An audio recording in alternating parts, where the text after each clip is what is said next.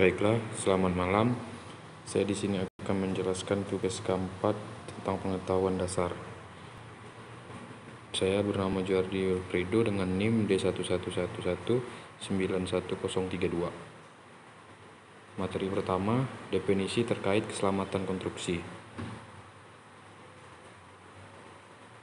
Yang pertama, keselamatan konstruksi adalah segala kegiatan dari teknik yang mendukung kegiatan pekerjaan konstruksi dalam mewujudkan pemenuhan standar keamanan, keselamatan, kesehatan, tenaga kerja, keselamatan publik, harta benda, material, peralatan, konstruksi, dan lingkungan.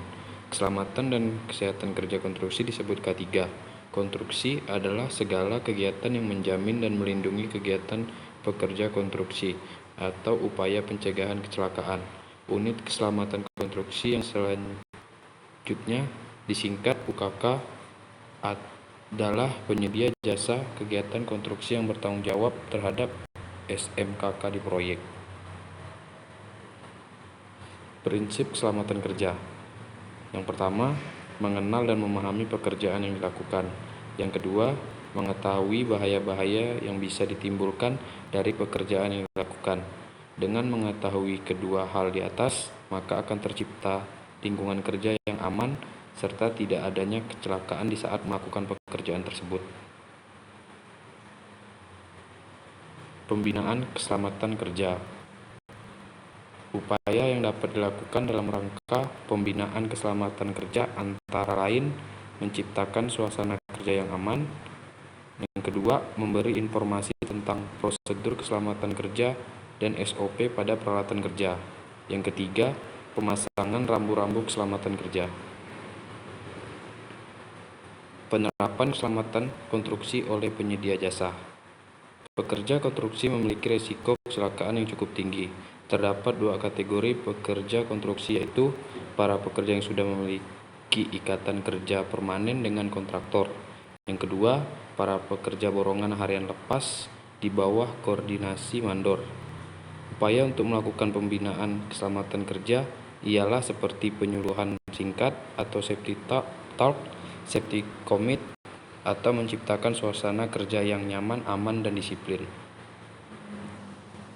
Materi kedua tentang klasifikasi dan subklasifikasi.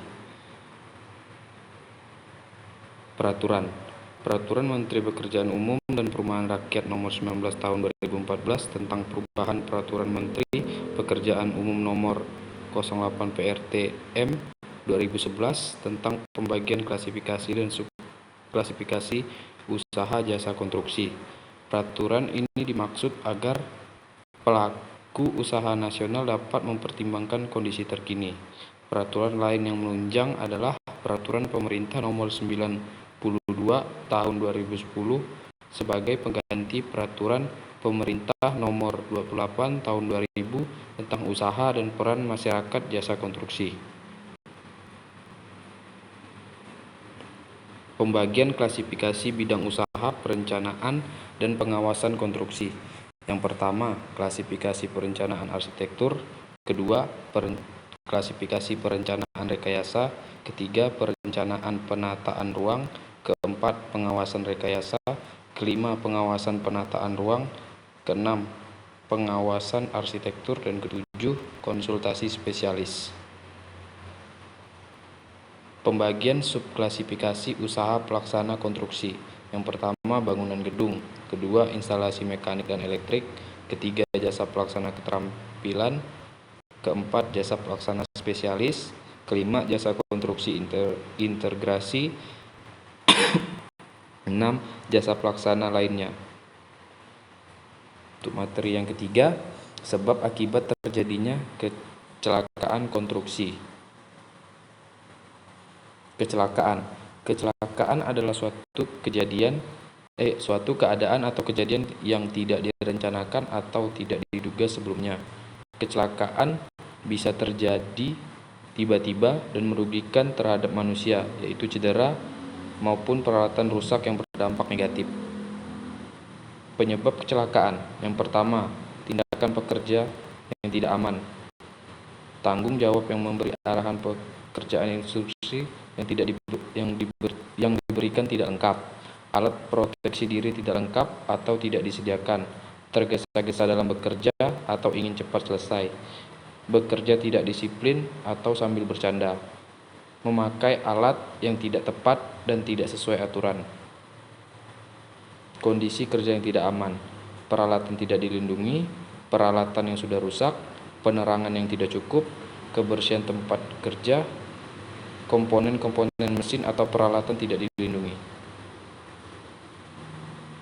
Di luar kemampuan manusia atau yang bisa disebut God of God, penyebab terjadinya kecelakaan ini dikategorikan karena takdir atau kehendak Tuhan. Persentase kejadian kecelakaan tersebut sangat kecil dan terkadang sangat tidak masuk akal sehingga sulit untuk dijelaskan secara ilmiah. Kerugian akibat kecelakaan. Kecelakaan akan mendatangkan berbagai kerugian terhadap pekerja.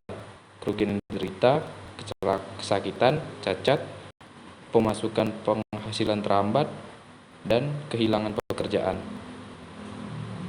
Penyebab atau terjadinya kecelakaan biasanya disebabkan oleh tindakan pekerja, yaitu kondisi kerja tidak aman atau kurangnya rasa disiplin dalam bekerja yang berakhir fatal terjadinya kecelakaan tersebut.